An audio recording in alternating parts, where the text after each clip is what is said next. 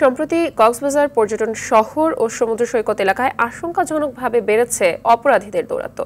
ইতোমধ্যে খুন, চুরি, ছিনতাই সহ অপরাধমূলক কর্মকাণ্ড রোধে নানামুখী পদক্ষেপ নেওয়া হয়েছে। অস্থায়ী চেকপোস্ট বসিয়ে তল্লাশি অভিযান অব্যাহত রাখার কথা জানিয়েছে আইনশৃঙ্খলা বাহিনী। কক্সবাজার প্রতিনিধি সাইফুর রহিম শাহিনের তথ্যচিত্রে জানাচ্ছেন নাদিরা সুলতানা।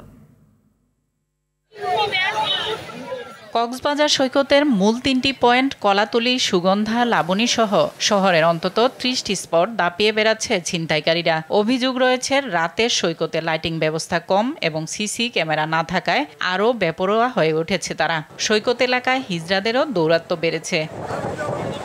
তবে স্বরাষ্ট্র উপদেষ্টার নির্দেশে নড়ে চড়ে বসেছে আইনশৃঙ্খলা বাহিনী। বিশেষ করে রমজান এবং ঈদ সামনে রেখে পর্যটন নগরী যেন অনিরাপদ হয়ে উঠতে না পারে সে লক্ষ্যে কাজ করছে তারা।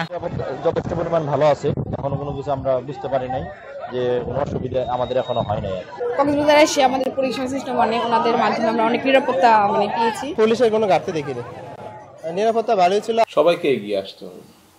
আর যারা চিন্তাই করে এগুলো কিশোর গ্যাং, বিভিন্ন কিশোর গ্যাং চিন্তাইকারী।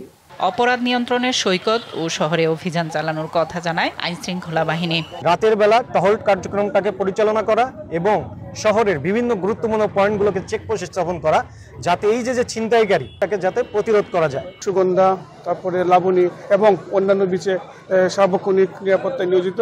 সিসি ক্যামেরা নিয়ে ইতিমধ্যে পুলিশ সুপার মহোদয় এবং আমি জেলা প্রশাসক দুজনেই আমরা অ্যানালিসিস করে দেখেছি এখানে আমাদের অনেকগুলো সিসি ক্যামেরা বিনষ্ট আছে। আমরা ইতিমধ্যে প্রকল্প গ্রহণ করা হয়েছে। আইনশৃঙ্খলা বাহিনীর তৎপরতায় এবং প্রশাসনিক পদক্ষেপে স্বস্তি প্রকাশ করেছেন পর্যটকরা। নাদিরা সুলতানা, RTV।